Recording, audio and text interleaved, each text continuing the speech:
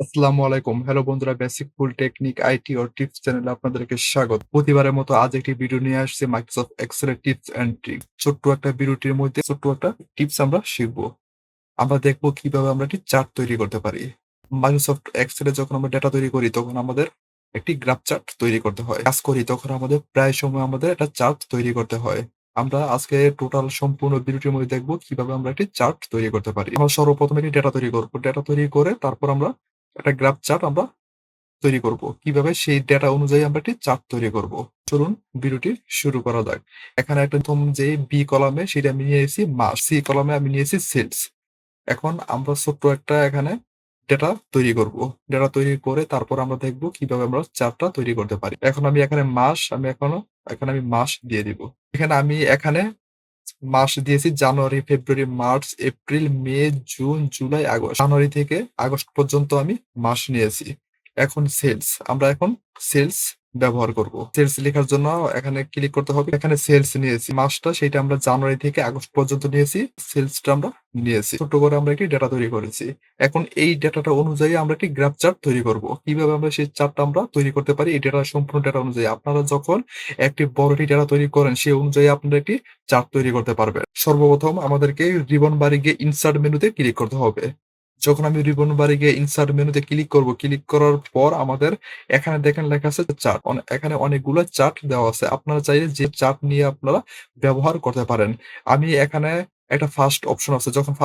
যখন আমি এখানে ক্লিক করব, ক্লিক করার পর আমাদের এখানে অনেকগুলো অপশন চলে আসছে। ১ম এ এখানে লেখা আছে 2D কলাম, তারপর 3D কলাম, তারপর 2D বার। এখানে অনেকগুলো অপশন।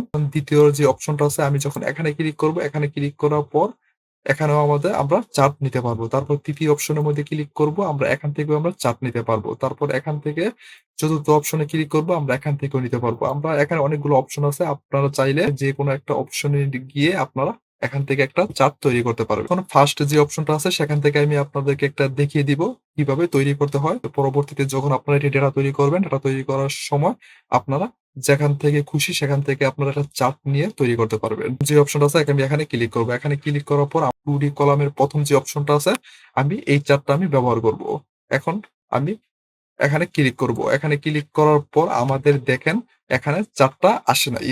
আমি যখন ফার্স্ট যে অপশনটার উপরে যখন আমি ক্লিক করছি, ক্লিক করার পর আমার ডেটাটা অনুযায়ী যে গ্রাফ চার্টটা যে চার্টটা সেটা আমাদের এখানে আসে নাই। আসে নাই কিসের জন্য? এই ডেটাটা আমি সিলেক্ট করি নাই। তার জন্য আমাদের এখানে এই চার্টটা আসে নাই। এখন আমি এটা ডিলিট করে দিব। ডিলিট করে দিয়ে আমি এই ডেটাটা আমি সম্পূর্ণ মাউস দিয়ে সিলেক্ট করব। পুরো মাউস দিয়ে সিলেক্ট করব। যখন আপনারা মাউস দিয়ে সিলেক্ট করবেন না তখন সেই ডেটাটা এখানে সেই চার্টটা এখানে আসবে না।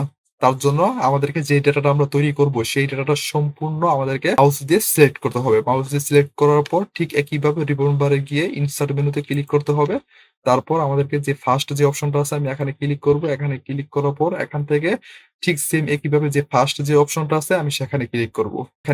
এখানে ক্লিক করার পর আমাদের এখানে দেখেন যে চার্টটা সেটা আমাদের এখানে চলে আসছে। যখন আমি সিলেক্ট করব না তখন এইটা আমাদের আসবে না। তার জন্য আমাদেরকে সম্পূর্ণ ডেটাটা সিলেক্ট করতে হবে। সিলেক্ট করার পর আমাদের এখানে সেই চার্টটা এখানে চলে আসবে।